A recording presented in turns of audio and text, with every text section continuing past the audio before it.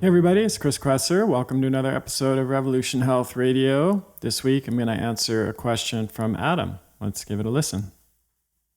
This episode of Revolution Health Radio is brought to you by 144.me. 144 is a diet and lifestyle reset program I created to help you dial in the 4 pillars of health: nutrition, physical activity, sleep, and stress management. Whether you want to lose weight, boost your energy, treat a chronic health problem, or just maintain your current good health and extend your lifespan, these are the 4 areas you need to focus on before anything else. In the 144 program, I walk you through every step of the process, from cleaning out your pantry and shopping for the right foods, to recipe and meal plans, to video demos of workouts that you can do at home without any special equipment, to guided meditation and stress management programs, to daily sleep tips, to personalized recommendations for what to do after you finish the reset.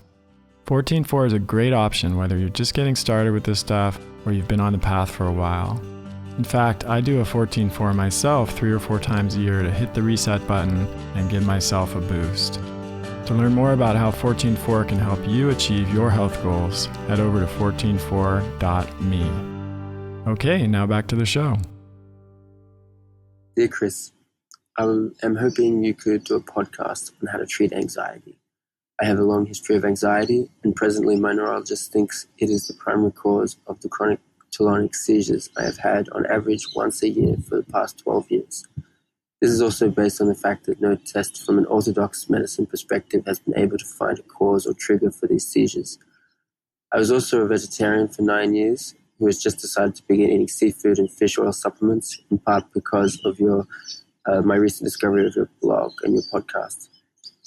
If you could discuss anxiety treatment with mention to a possible pescatarian diet, I'd be really grateful. Thanks for sending in your question, Adam.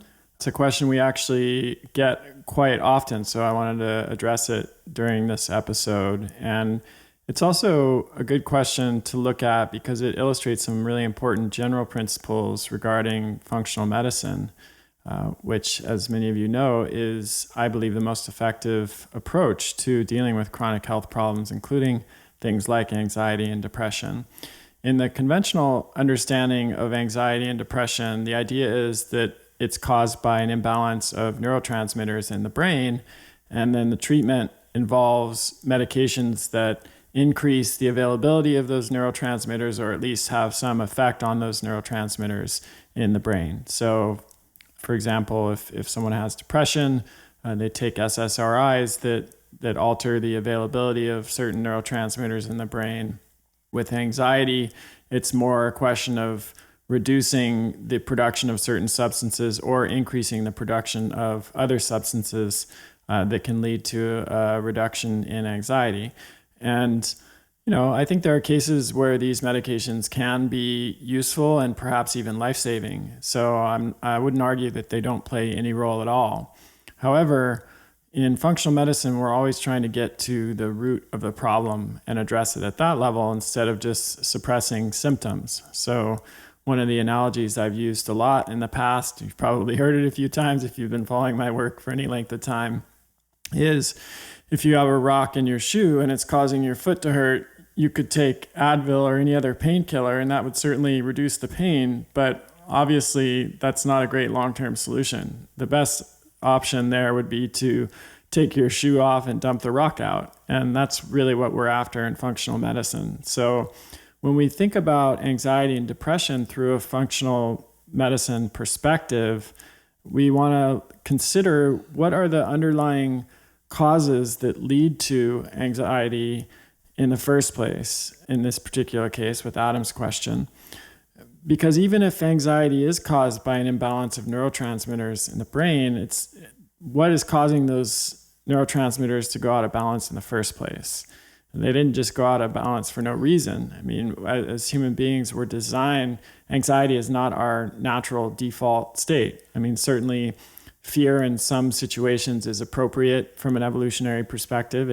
It keeps us alive, keeps us out of danger, and it's an appropriate response. But a kind of chronic anxiety that's always there, that's not really situational or based on what's going on at any given moment, is not normal for human beings. So what is causing those neurotransmitters to go out of balance in the first place is the key question that we need to answer if someone is suffering from anxiety.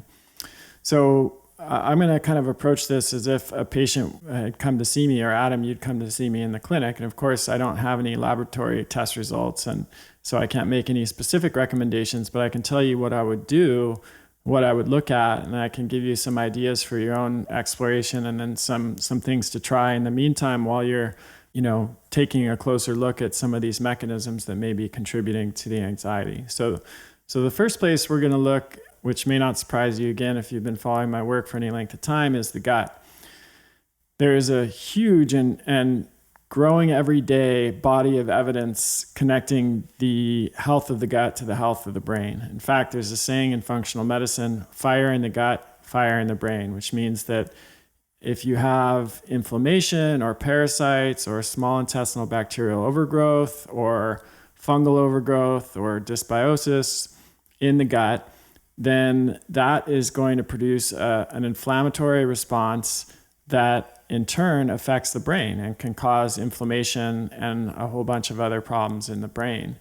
And this is not a fringe theory at this point. I mean, it's true that unfortunately not a lot of primary care doctors or even psychologists or psychiatrists are aware of this connection, but that doesn't mean it isn't well established in the scientific literature. It absolutely is.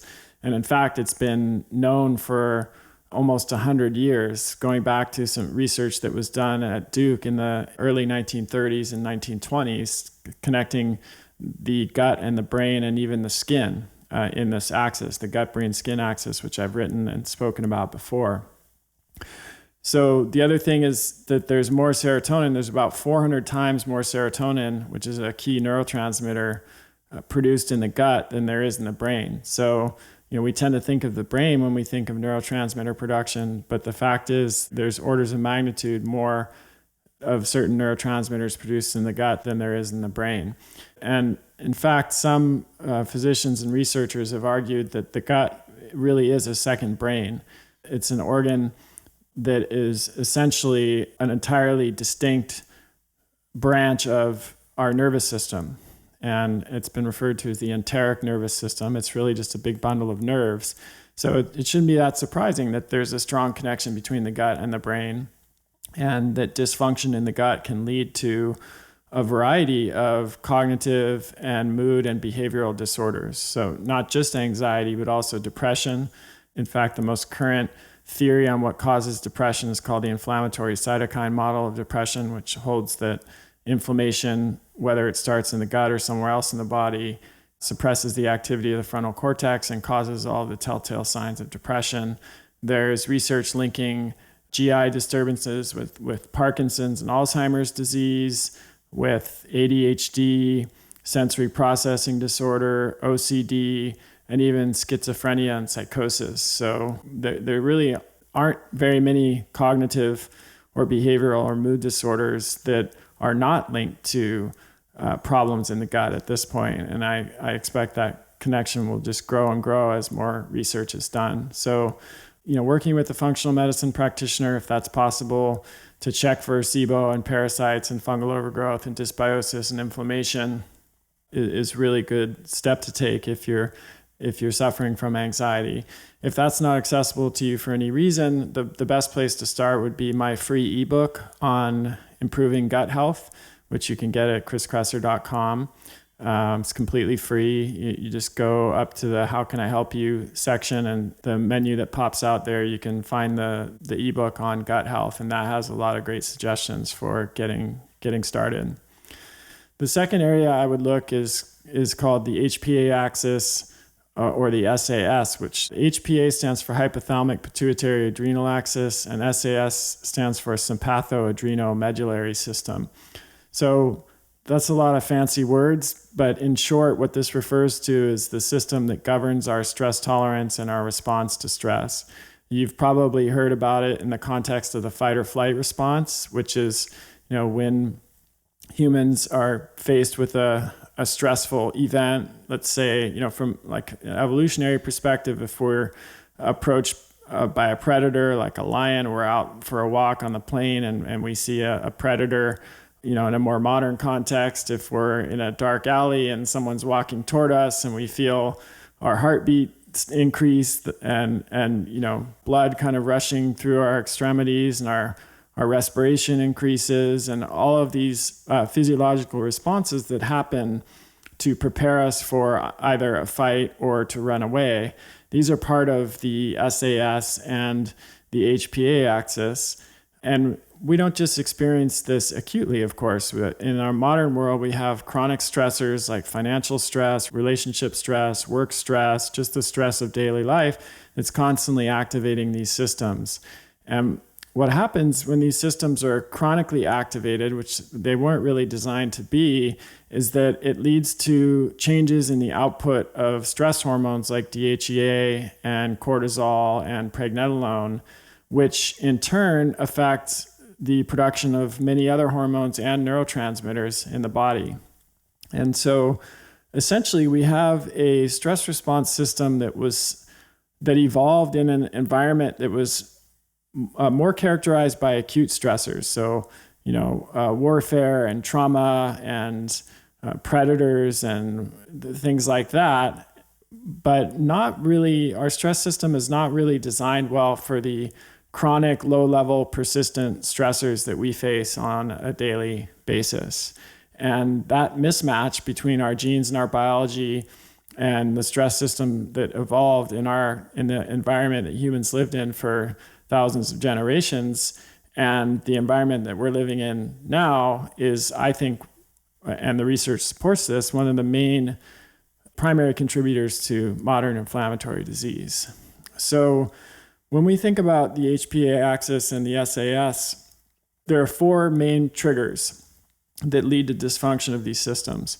One is the obvious one, which is perceived stress. So perceived stress, it's important to understand that the only stress that affects our health in a negative way is the stress that we perceive to be stressful. And that might seem obvious, but it explains why not all stress is harmful. In some cases, what might stress one person out doesn't cause stress for another person.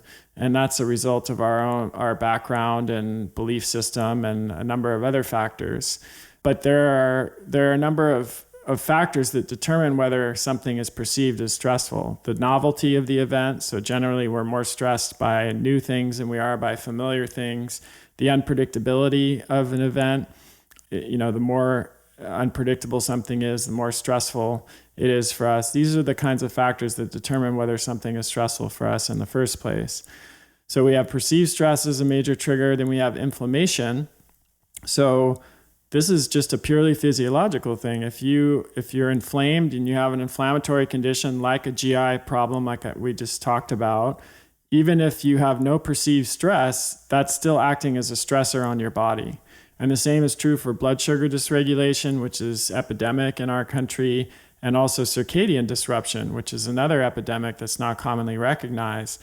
That means too much exposure to artificial light at night and not enough exposure to natural light during the day. And humans, along with every other animal and organism on Earth, evolved in a natural 24-hour light-dark cycle, and it's only in the last 150 years where we've been able to alter that and move away from that, and that's had a profound impact on our health. So again, if you're able to work with a functional medicine provider, they can assess your HPA axis and SAS using things like the Dutch test, dried urine, total comprehensive hormone test, or the saliva cortisol awakening response test, which is different than the adrenal stress index saliva tests that are typically done, which are problematic for a number of reasons.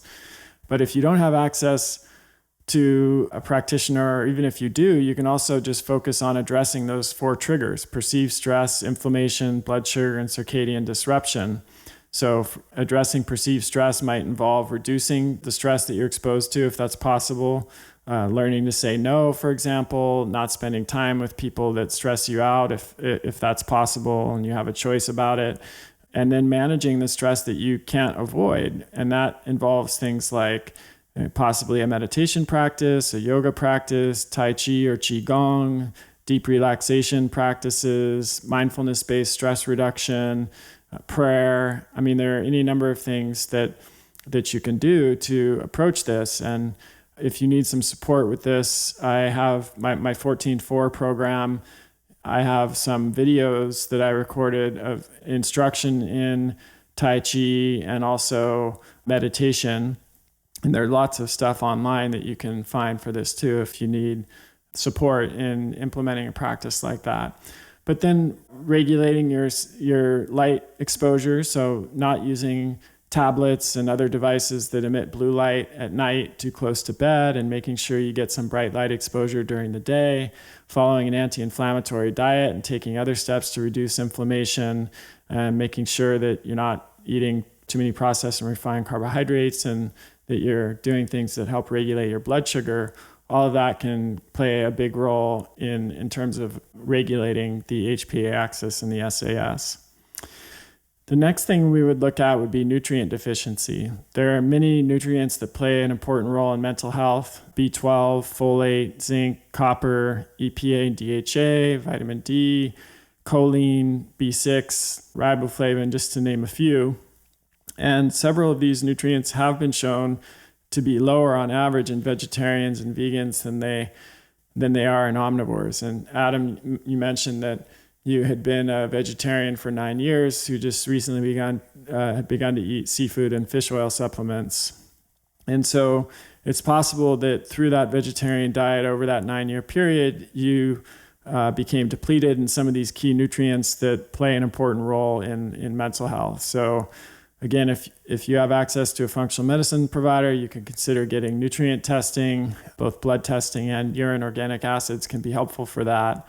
And then you can systematically address those deficiencies as you identify them.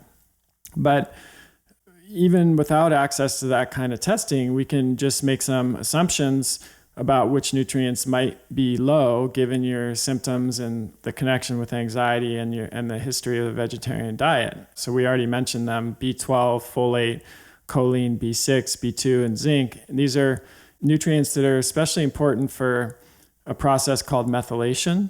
And we've talked about methylation before on the podcast. We've done at least 2 episodes on it. So if this is a new concept to you, make sure to check those episodes out. There's some really good info. And also we've written some blog articles about it. It can get pretty complex when we talk about methylation, but at least in this context, in the context of your question, Adam, the important thing to understand is that methylation is a process in the body that profoundly affects neurotransmitter production. So if you're not methylating properly, you won't produce neurotransmitters efficiently, and that can lead to anxiety and other cognitive and mood disorders. And the key thing to understand is that some of the nutrients that I mentioned, which can be depleted by a vegetarian diet, are those that are very important for methylation, like B12 and folate and B6 and choline and riboflavin and zinc.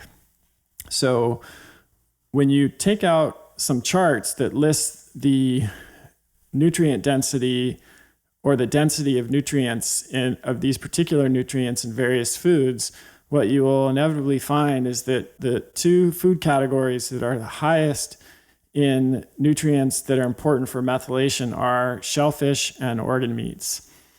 So, optimally for a patient who probably has impaired methylation, and who's dealing with anxiety and other cognitive or behavioral issues, I would recommend a diet that includes shellfish and organ meats, as well as other nutrient-dense foods like non-starchy vegetables and other animal products and nuts and seeds and fruits, etc. Sea vegetables for iodine, and animal fats or some traditional fats for vitamin A and D, and of course seafood for vitamin D and selenium and other nutrients like that. If you're only willing to eat seafood, then I would definitely suggest including shellfish. So clams and oysters are particularly important in terms of their nutrient density. Those the highest sources of iron and zinc and a few other nutrients that are important, and B12 clams are. So I've actually argued in the past that it would in some ways be better for someone to be a vegetarian that eats shellfish and organ meats, which of course they're not a vegetarian anymore if they do that, but to have a diet that's vegetarian in every other way, except that they eat shellfish and organ meats consistently, than it would be for someone to eat a paleo diet where they're eating lean muscle meats all the time, but with no shellfish or organ meats. And and then if we add things like bone broth and more gelatinous cuts of meat like oxtail and shank and things like that, it makes the diet even better. But because that contains glycine, and those cuts and the broth contain glycine and other nutrients that can't be found in the leaner muscle meats and even just seafood that's not shellfish. So if you're only willing to eat seafood at this point, what I would really do is make sure you're including shellfish at least twice a week, clams and oysters. The good news is you don't have to eat a lot of clams and oysters because they're so nutrient dense that just like a single serving of oysters, for example, I think meets your entire weekly need for copper and maybe even zinc as well. I don't remember off the top of my head, but if you incorporate shellfish even a couple times a week, that could actually make a profound difference. If you're willing to incorporate organ meats like liver, that's even better because liver is the best dietary source of folate, and folate is crucial for methylation, and they're also very high in B12 as well. So just a few tweaks in the diet could go a really long way in this case. So those are probably the three core pathologies that I would focus on first in terms of anxiety, but there are a few other interventions that I just want to mention that could be helpful in the meantime while you're working on that stuff, or maybe while you're finding a functional medicine provider to work with. One is cannabidiol, or CBD. This is the non-psychoactive component of cannabis, so it doesn't lead to a high like THC does. And I'm sure you've heard about it. If you're not familiar with it, it's a lot of research is now being done on it. It's been shown to be anti-inflammatory. It has an anti-anxiety effect, possibly an antidepressant effect. It's been shown to be helpful with some cancers, and it's available over the counter. It's because it doesn't have any THC in it. It can be sold online and ordered legally from almost all states, as far as I know. So it's generally important to find a water-soluble form because it's more bioavailable. And if you do find a water-soluble form, super CBD is a good one. 250 milligrams a day is a good therapeutic dose. You'd probably want to start with lower dose and increase slowly, because there's a small subset of people who seem to experience an increase in anxiety from taking CBD. And so you want to just be cautious with that and start with a lower dose and build up slowly. Taurine is another nutrient, that amino acid that is a precursor to and an activator of GABA, which is the major inhibitory neurotransmitter. And a lot of people with anxiety have been shown to have low levels of GABA. So taking taurine can help increase GABA levels. And the recommended dose is 500 milligrams to up to 3 grams per day. And again, it's typically recommended to start with a lower dose and increase slowly. And then L-theanine, another amino acid. This was a substance that's found in green tea that increases alpha brain waves and decreases beta brain waves, and can have a really calming, relaxing effect without causing drowsiness. L-theanine can make you feel simultaneously more alert but more calm, which, doesn't everybody want that? So I like the sun-theanine form of L-theanine, and a dose of 200 to 400 milligrams per day. Maybe 200 in the morning and 200 in the evening is a good place to start for people with anxiety, or 100 milligrams in the morning and 100 in the evening if you're starting at a lower dose. So that's a number of suggestions, both looking at the core pathologies and the underlying mechanisms that contribute to anxiety, and then some other ideas to give you some relief right in the short term while you're addressing those other underlying mechanisms. Hope that was helpful, Adam, and anyone else who suffers from anxiety. And as I mentioned on the last episode, I think we're going to be moving back to a Q&A format for a while. So please do send in your questions, and I will be happy to answer them. Okay, everybody. Thanks for listening. Talk to you soon. Okay, that's it for today. Hope that was helpful for you, Adam, and for anybody else who's suffering from anxiety. The good news is with a functional approach, you actually have the potential of really addressing the problem at its root cause and fixing it once and for all, rather than continually applying Band-Aids. The bad news is that it can take a little bit longer to do that and requires a little bit more work on the patient's part, but I think it's worth it and it pays off in the long term. So I mentioned on the last episode that we're going to be moving back to a Q&A format. So I really appreciate your questions. You can send them in to me at chriskresser.com/podcast question. That's chriskresser.com/podcast question. Have a great week, and I'll talk to you soon. That's the end of this episode of Revolution Health Radio. If you appreciate the show and want to help me create a healthier and happier world, please head over to iTunes and leave us a review. They really do make a difference. If you'd like to ask a question for me to answer on a future episode, you can do that at chriskresser.com/podcast question. You can also leave a suggestion for someone you'd like me to interview there. If you're on social media, you can follow me at twitter.com/chriskresser or facebook.com/chriskresser L.Ac. I post a lot of articles and research that I do throughout the week there that never makes it to the blog or podcast, so it's a great way to stay abreast of the latest developments. Thanks so much for listening. Talk to you next time.